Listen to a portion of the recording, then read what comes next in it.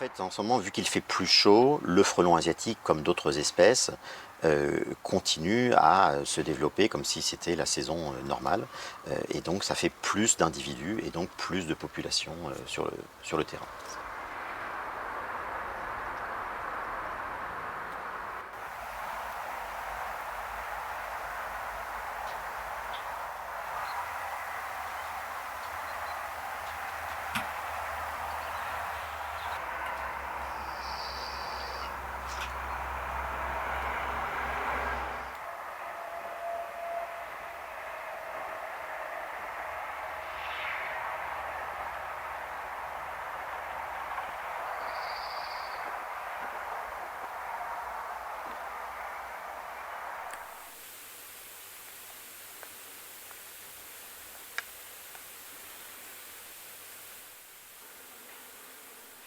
Donc aujourd'hui, en fait, on voit une persistance d'un grand nombre de populations d'insectes sur le terrain qui sont favorisées par les conditions météo que l'on observe actuellement.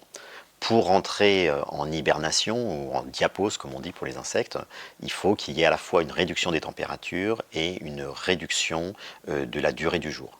Aujourd'hui, ces deux conditions ne sont pas réunies, donc on voit les populations persister plus longtemps.